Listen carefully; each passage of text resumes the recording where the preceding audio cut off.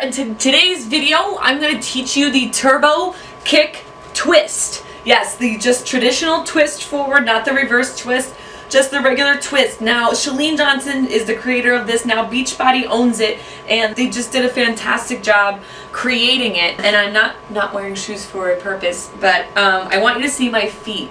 The foot placement is super important in the twist. So just to let you know, the twist looks like this.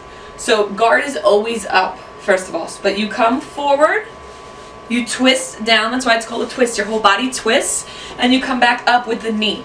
So down, up, good. So I'm telling good to myself, awesome, right? So number one key is where you place your foot in the beginning. It's going to be a big deal breaker. So I just want you to see from the side angle really quick.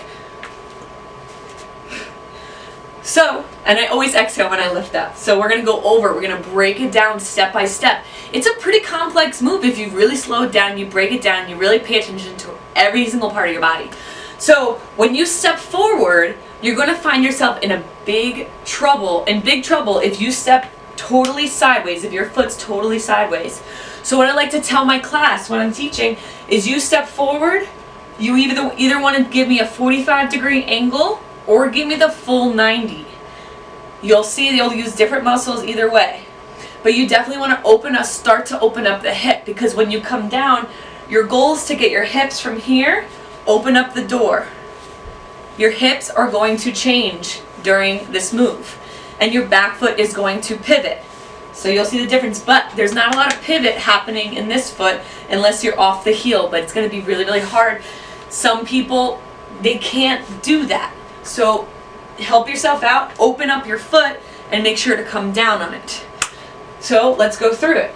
It's always a step forward, because you got to remember, if you're going to continue to do a twist, this is your ending position from the previous one. You're going to have to come down. Another thing I don't want you to make sure that you do is pay attention to where your body is and where your weight is going.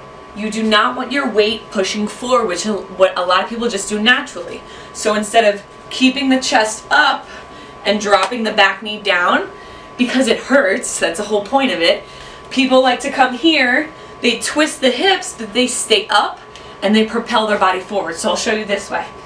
This is what it should look like. My chest stayed up, but this is what some people like to do.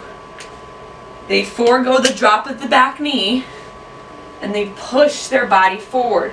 So what does that do? If you know if you know just very, very basics, it's going to push a lot of pressure onto your kneecap, and it's going to propel your knee past your toe. No bueno. It doesn't feel good. Your joints should not hurt during turbo whatsoever.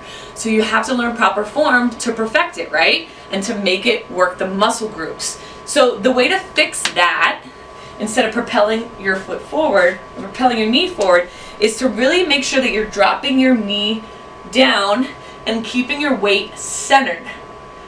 If your weight is shifting forward, you're doing it incorrectly. So this is a good one to watch in the mirror side to side. So you're going to jab. You could just even practice there. Just practice with the 45-degree foot, or at least the 90-degree foot, as long as it's opening a little bit, giving you that leeway to twist your hips.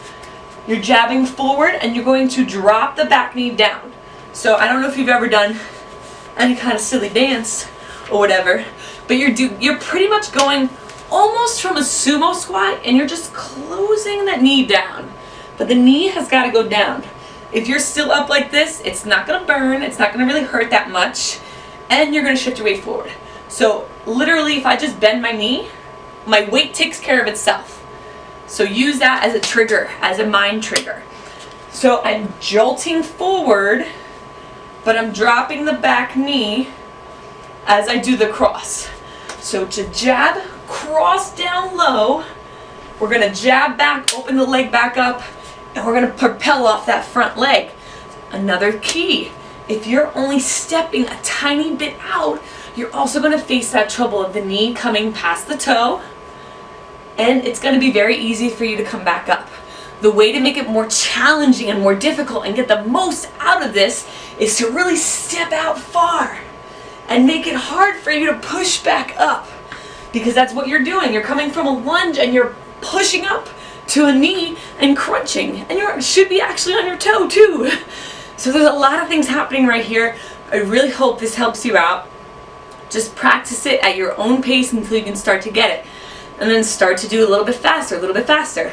So we'll just go through it a few more times together, and then you'll be good to go, and you're gonna be a rock star in your class, right?